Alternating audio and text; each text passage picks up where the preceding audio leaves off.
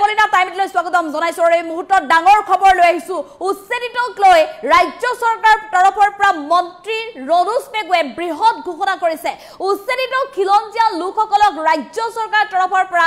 9 বিঘাকৈ মাটি দিয়াৰ কথা ঘোষণা কৰিছে মন্ত্ৰী ৰনোজ পেগুৱে লখিমপুৰৰ উচ্ছেদ সন্দৰ্ভত এই মন্তব্য কৰিছে এতিয়া মন্ত্ৰী ৰনোজ পেগুৱে কি মন্তব্য কৰিছে লৈছে এই মুহূৰ্তত টাইমেটৰ দৰ্শকৰ বাবে গুৰুত্বপূৰ্ণ খবৰ ৰাজ্যত যেহেতু বৃহৎ উচ্ছেদ অভিযান চলি আছে আৰু লখিমপুৰতো চলিছিল এই উচ্ছেদ অভিযান লখিমপুৰৰ উচ্ছেদ অভিযানক লৈ মন্তব্য কৰিছে মন্ত্ৰী ৰনোজ পেগুৱে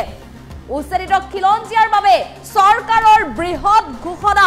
যদি কোনো খিলঞ্জীয়াই ভূমি হেৰুৱাইছে বসুন্ধৰাত আবেদন কৰিলে পাব ভূমি বসুন্ধৰাত আবেদন কৰক তেওঁলোকে নিশ্চিতভাৱে ভূমি লাভ কৰিব ভেটিৰ বাবে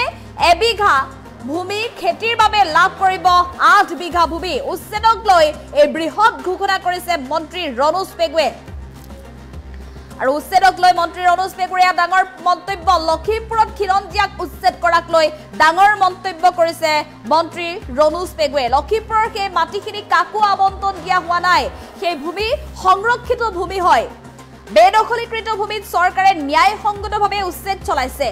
যদিও উচ্ছেদ চলাইছে কিন্তু খিলঞ্জীয়া পৰিয়ালসমূহক পুনৰ সংস্থাপন দিব চৰকাৰে ভূমি দিব বেদখলকাৰীক উচ্ছেদ কৰিবলৈ যাওঁতে খিলঞ্জীয়াও উচ্ছেদ হৈছে 200ৰো অধিক পৰিয়ালৰ ভিতৰত 19টা খিলঞ্জীয়া পৰিয়াল আছে এই মন্তব্য কৰিছে এতিয়া মন্ত্ৰী ৰনোজ পেগুৱে আমি পুনৰ জনাইছো লখিমপুৰত যি বৃহৎ উচ্ছেদ অভিযান চলিছিল 19টাকৈ খিলঞ্জীয়াৰ পৰিয়াল যেহেতু উচ্ছেদিত হৈছিল প্ৰশাসনৰ তৰফৰ পৰা এফালৰ পৰা উচ্ছেদ চলাই সকলো খেতি মাটি সকলো ধ্বংস কৰিছিল প্ৰশাসনৰ বুলডোজাৰে আৰু এই সন্দৰ্ভত এতিয়া ৰাজ্য চৰকাৰ তৰফৰ পৰা বৃহৎ ঘোষণা কৰিছে মন্ত্ৰী ৰনোজ পেগুৱে এই সকল উচ্ছেদিত লোকক ভূমি প্ৰদান কৰিব ৰাজ্য চৰকাৰ তৰফৰ পৰা 9 বিঘা ভূমি প্ৰদান কৰিবলৈ সাজু হৈছে ৰাজ্য চৰকাৰ মন্ত্ৰী ৰনোজ পেগুৱে এই বৃহৎ ঘোষণা কৰিছে তেওঁ কৈছে যদি কোনো খিলঞ্জীয়াই ভূমি হেৰুৱাইছে তেনেহলে তেওঁ লাভ কৰিব ভূমি ভেটিৰ বাবে এবিঘা আৰু খেতিৰ বাবে 8 বিঘা আৰু মন্ত্ৰী ৰনোজ পেগুৰ মন্তব্য আছে মন্তব্য আগবঢ়াবলৈ চেষ্টা কৰিম সেই মাটিখিনি আছিল পিজিআৰ ভিজিআৰ মাটি গতিকে সেই মাটিখিনি কাকো আবণ্টন দিয়া হোৱা নাই সেইখিনি সংৰক্ষিত ভূমি সেই সংৰক্ষিত ভূমিত এছাম লোকে বেদখল তেওঁলোকে কৰিছে আৰু সেই বেদখল চৰকাৰে ন্যায়সংগতভাৱে উচ্ছেদ কৰিছে আৰু উচ্ছেদ কৰিবলৈ যাওঁতে আমি তাত কেতিয়াবা থলুৱা মানুহ খিলঞ্জীয়া মানুহো বেদখলকাৰীসকলৰ মাজত আছিল তেওঁলোকো উচ্ছেদিত হৈছে গতিকে 200 কিমানটা পৰিয়াল তাত উচ্ছেদিত হৈছে তাৰ ভিতৰত 19টা পৰিয়াল খিলঞ্জীয়া পৰিয়ালো উচ্ছেদিত হৈছে তাৰ অসম চৰকাৰৰ এটা ভূমি নীতি আছে মিছন বসুন্ধৰা আছে য'ত খিলঞ্জীয়া যিসকল ভূমিহীন লোক তেওঁলোকক ভূমি আবণ্টন দিয়াৰ নীতি আছে তেওঁলোকে ভেটি মাটিৰ কাৰণে প্ৰায় 1 বিঘা খেতি মাটিৰ কাৰণে 8 বিঘা মই ভাবো তেওঁলোকে মিছন বসুন্ধৰাত আবেদন কৰিলে চৰকাৰে তেওঁলোকক সেই ভূমি তেওঁলোকক কোনো স্থানত ভূমি আবণ্টন দিব কৰবাত খিলঞ্জীয়া এজন উচ্ছেদিত হৈছে অখিলঞ্জীয়া 20 জন তাৰ লগত উচ্ছেদিত হৈছে এতিয়া এজনৰ নাম লৈ পেলে 19 জনক সুৰক্ষা দিয়া নীতিটো কেতিয়াও গ্ৰহণযোগ্য হ'ব নোৱাৰে মুঠ কথাটো হ'ল যে সেই মাটিখিনি সংৰক্ষিত মাটি সেই সংৰক্ষিত মাটিত বেদখলকাৰী আছিলে বেদখলকাৰীৰ ভিতৰত বিভিন্ন জনগোষ্ঠীৰ মানুহ আছিলে আৰু গতিকে বেদখল উচ্ছেদ হৈছে খিলঞ্জীয়া কোনো লোক ভূমিহীন হয় তেওঁলোকে নীতি নিয়মৰ ভিতৰত মিছন বসুন্ধৰাত তেওঁলোকে আবেদন কৰিলে চৰকাৰে তেওঁলোকক মাটি দিয়াৰ ব্যৱস্থা কৰিব সেই মাটিখিনি আছিল পিজিআৰ ভিজিআৰ মাটি গতিকে সেই মাটিখিনি কাকো আবণ্টন দিয়া হোৱা নাই সেইখিনি সংৰক্ষিত ভূমি সেই সংৰক্ষিত ভূমিত এছাম লোকে বেদখল তেওঁলোকে কৰিছে আৰু সেই বেদখল চৰকাৰে ন্যায়সংগতভাৱে উচ্ছেদ কৰিছে আৰু উচ্ছেদ কৰিবলৈ যাওঁতে আমি তাত কেতিয়াবা থলুৱা মানুহ খিলঞ্জীয়া মানুহো বেদখলকাৰীসকলৰ মাজত আছিল তেওঁলোকো উচ্ছেদিত হৈছে গতিকে 200 কিমানটা পৰিয়াল তাত উচ্ছেদিত হৈছে তাৰ ভিতৰত 19টা পৰিয়াল খিলঞ্জীয়া পৰিয়ালো উচ্ছেদিত হৈছে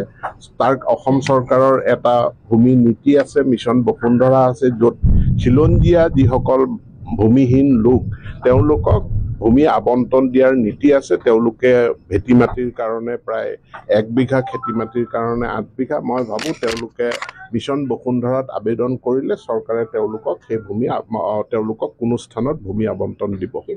ক'ৰবাত খিলঞ্জীয়া এজন উচ্ছেদিত হৈছে, অখিলঞ্জীয়া 20জন তাৰ লগত উচ্ছেদিত হৈছে। এতিয়া এজনৰ নাম লৈ পেলাই 19জনক সুৰক্ষা দিয়া নীতিটো কেতিয়াও গ্ৰহণযোগ্য হ'ব নোৱাৰে। মুঠ কথাটো হ'ল যে সেই মাটিখিনি সংৰক্ষিত মাটি, সেই সংৰক্ষিত মাটিত বেদখলকাৰী আছিলে, বেদখলকাৰীৰ ভিতৰত বিভিন্ন জনগোষ্ঠীৰ মানুহ আছিলে আৰু গতিকে বেদখল উচ্ছেদ হৈছে। খিলঞ্জীয়া কোনো লোক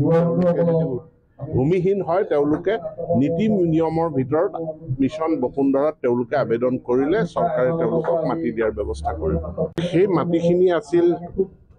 PGR VGR মাটি,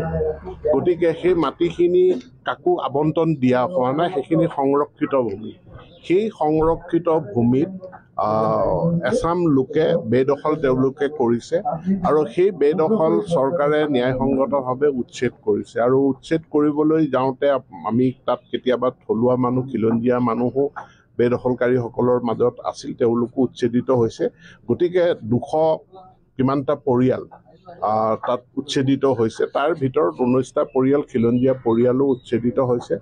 তাৰ অসম চৰকাৰৰ এটা ভূমি নীতি আছে, মিছন বসুন্ধৰা আছে, য'ত খিলঞ্জীয়া যিসকল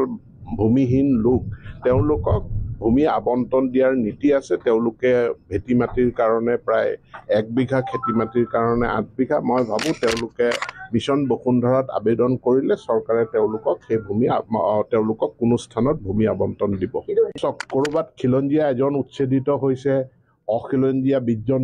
তাৰ লগত উচ্ছেদিত হৈছে। এতিয়া এজনৰ নাম লৈ পেলাই 19জনক সুৰক্ষা দিয়া নীতিটো কেতিয়াও গ্ৰহণযোগ্য হ'ব নোৱাৰে। মুঠ কথাটো হ'ল যে সেই মাটিখিনি সংৰক্ষিত মাটি, সেই সংৰক্ষিত মাটিত বেদখলকাৰী আছিলে, বেদখলকাৰীৰ ভিতৰত বিভিন্ন জনগোষ্ঠীৰ মানুহ আছিলে আৰু গতিকে বেদখল উচ্ছেদ হৈছে। খিলঞ্জীয়া কোনো লোক ভূমিহীন হয়, তেওঁলোকে নীতি নিয়মৰ ভিতৰত মিছন বসুন্ধৰাত তেওঁলোকে আবেদন কৰিলে চৰকাৰে তেওঁলোকক মাটি দিয়াৰ ব্যৱস্থা কৰিব। সেই মাটিখিনি আছিল PGR VGR মাটি, গতিকে সেই মাটিখিনি কাকো আবণ্টন দিয়া হোৱা নাই, সেইখিনি সংৰক্ষিত ভূমি। সেই সংৰক্ষিত ভূমিত এছাম লোকে বেদখল তেওঁলোকে কৰিছে আৰু সেই বেদখল চৰকাৰে ন্যায়সংগতভাৱে উচ্ছেদ কৰিছে। আৰু উচ্ছেদ কৰিবলৈ যাওঁতে আমি তাত কেতিয়াবা থলুৱা মানুহ, খিলঞ্জীয়া মানুহো বেদখলকাৰীসকলৰ মাজত আছিল, তেওঁলোকো উচ্ছেদিত হৈছে। গতিকে 200 কিমানটা পৰিয়াল তাত উচ্ছেদিত হৈছে, তাৰ ভিতৰত 19টা পৰিয়াল খিলঞ্জীয়া পৰিয়ালো উচ্ছেদিত হৈছে। তাৰ অসম চৰকাৰৰ এটা ভূমি নীতি আছে, মিছন বসুন্ধৰা আছে, য'ত খিলঞ্জীয়া যিসকল ভূমিহীন লোক তেওঁলোকক ভূমি আবণ্টন দিয়াৰ নীতি আছে। তেওঁলোকে ভেটি মাটিৰ কাৰণে প্ৰায় 1 বিঘা, খেতি মাটিৰ কাৰণে 8 বিঘা। মই ভাবোঁ তেওঁলোকে মিছন বসুন্ধৰাত আবেদন কৰিলে চৰকাৰে তেওঁলোকক সেই ভূমি তেওঁলোকক কোনো স্থানত ভূমি আবণ্টন দিব। ক'ৰবাত খিলঞ্জীয়া এজন উচ্ছেদিত হৈছে, অখিলঞ্জীয়া 20জন তাৰ লগত উচ্ছেদিত হৈছে। এতিয়া এজনৰ নাম লৈ পেলাই 19জনক সুৰক্ষা দিয়া নীতিটো কেতিয়াও গ্ৰহণযোগ্য হ'ব নোৱাৰে। মুঠ কথাটো হ'ল যে সেই মাটিখিনি সংৰক্ষিত মাটি, সেই সংৰক্ষিত মাটিত বেদখলকাৰী আছিলে, বেদখলকাৰী